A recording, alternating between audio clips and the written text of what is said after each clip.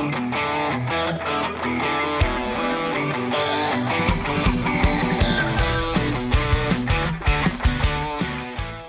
know what you did last summer. No, not 1997. 2025, actually. On the 4th of July, a group of friends end up going out and celebrating the holiday, and when doing so, they end up causing a fatal accident. Because of the reputation that these characters must uphold, they decide to make a pact to never speak of this event ever again. 1 year later, however, notes start to appear telling all these characters, I know what you did last summer. Here's the thing. I caught up on the I Know What You Did Last Summer movies this very week in order to prepare myself for this coming film. No, I did not watch the straight-to-DVD sequel that they did, which completely cuts any continuity from the franchise whatsoever, doesn't involve anybody from any of the previous films. I watched I Know What You Did Last Summer, 1997, and then I watched I Still Know What You Did Last Summer. But my general thoughts on those two films are, I thought that the first I Know What You Did Last Summer in 1997 was actually pretty good. It's a guilty pleasure. It's a 90s slasher movie. I thought it was pretty fun, and the cast is really, really great. And Jennifer Love Hewitt. And then I Still Know What You Did Last Summer is pretty bad, I thought. But it does have Jack Black with dreads and Jennifer Love Hewitt. So I Know What You Did Last Summer 2025, yet another horror movie that is named the same as its predecessor, yet again. Why do we keep doing this, Hollywood? I don't get why we keep doing this. Regardless, is it any good?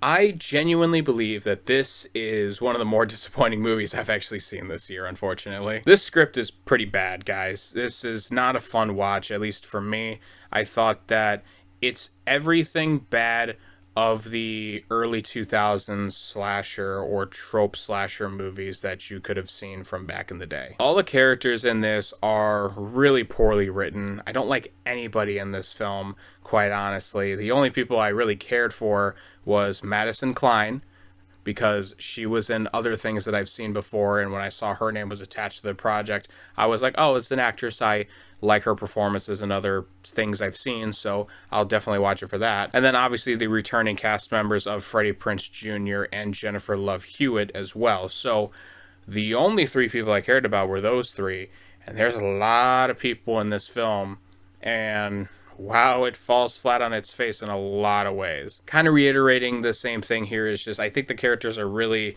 poorly developed. The relationships between everybody are shallow at best. I think that performances even aren't really that strong. I think Madelyn Cline is good, and Jennifer Love Hewitt and Freddie Prinze Jr., I think they're just good in general, so that's fine. But the new blood that they have in this, it's really hard to see why these people were even cast. I don't like the performances from everybody here. I think it is a drag, because it's just one of those things where if you can have fun with the idea of the classic 90s, 2000s slasher tropes, that's fine and dandy, and there is some novelty in something like that. But this is a film that's taking itself from a franchise and kind of modernizing it, let's say, and it does the same tropes again, and some of it can be fun, but a lot of it just becomes irritating to me. It doesn't bring anything new to the franchise, or I say that, but that is a touchy subject, so I won't say any more on that, but it brings mostly nothing new to this franchise, and the things that they do end up changing in this, I found to be quite annoying, actually, and I only watched these movies like hours before this new one came out. Yeah, it's predictable, it's annoying, I didn't care for anybody really at all, and when you have something like that already at the beginning of your film, if I don't instantly care about the majority of the characters in a horror movie, you're off to a really rough start, because they have to carry this plot, and if I'm just sitting here waiting for them to die at some point, and not in a good way either, I'm just kind of like, just get the plot going, let's just get this movie over with. It's not a great time, man. There's a lot of plot holes in this, there's a lot of convoluted shit in this.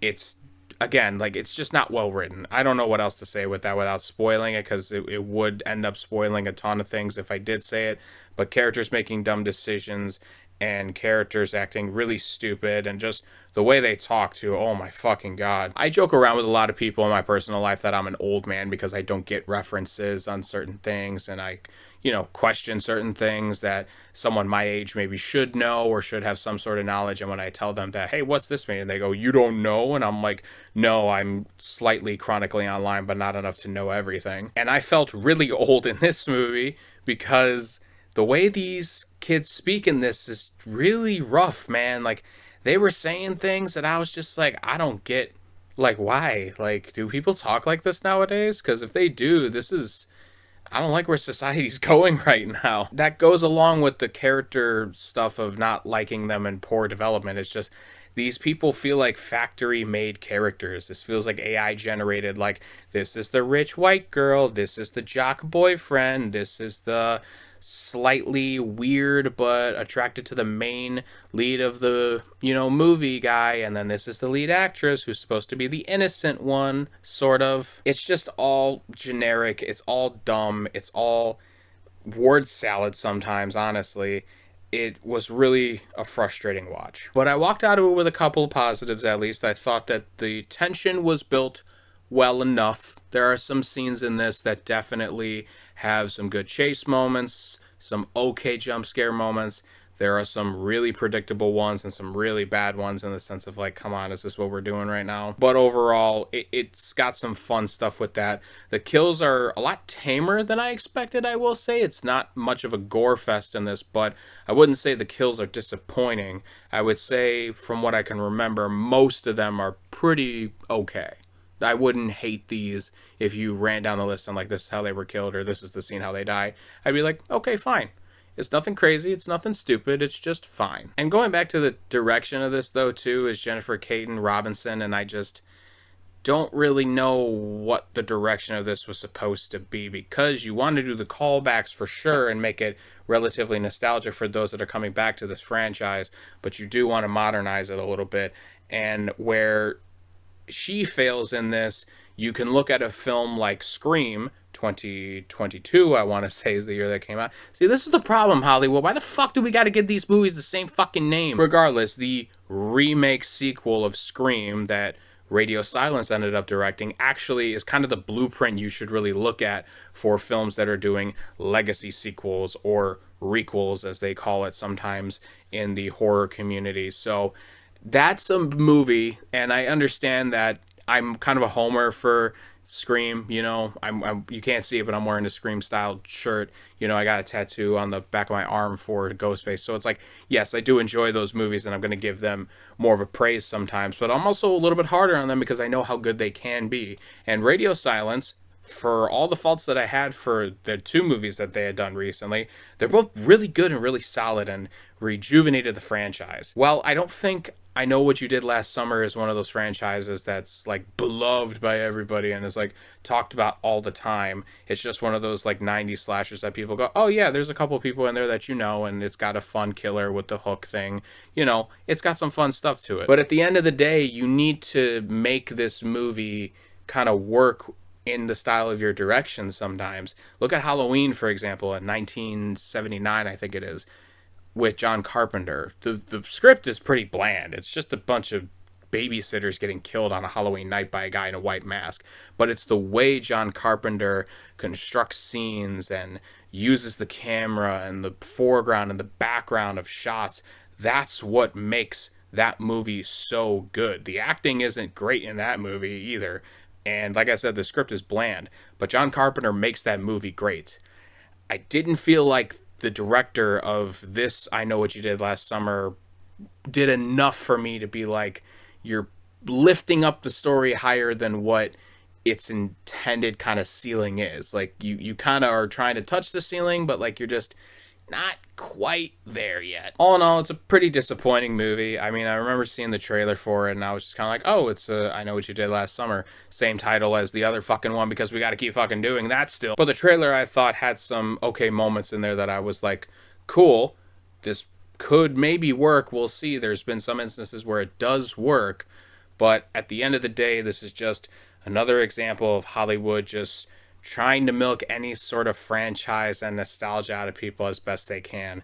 And they chose one that really isn't of like the higher echelon of catalog for well-known horror movies, I would say. And the last little note I'll have on this too is the callbacks in this movie are just excruciatingly bad at times. Like, there's some stuff in the background that you will see that's like, oh, that's a nod to that from this movie, or they breeze past something briefly, like they breeze past basically the plot of the second movie in a conversation that they have with one of the characters. It's literally like a 2-line thing. It's nothing crazy. So like when they do stuff like that, I think it's kind of fun. But the overt sort of hint, hint, wink, wink, like, what are you waiting for? Like, that stuff, that is unbearable at times, and that is just eye-rolling for me. I'm going to give I Know What You Did Last Summer 2025 1 star.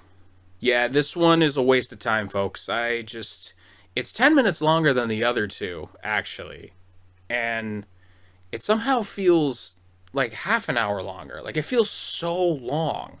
I feel like I wasted so much time watching this that I'd rather just watch the first one again. And quite honestly, if you want that feeling of the first I Know What You Did Last Summer, you should just watch the first one again. Guys, thank you so much for watching. Look forward to more reviews very, very soon. You can check the links down below for all our socials, where we've got my Twitter, where I just say a bunch of stupid stuff, my Letterboxd, where you could also see a quick little review for the I Know What You Did Last Summer movies prior to this one that just came out, and some other films that I've got on there. And you can also check out my TikTok page, where actually I just put a review about me going to see Beauty and the Beast in a live musical. It's a quick little 1-minute one, so go ahead and check that one out. Anyways, guys, thank you so much for watching. Keep those cinemas alive, and I will talk to you all next time.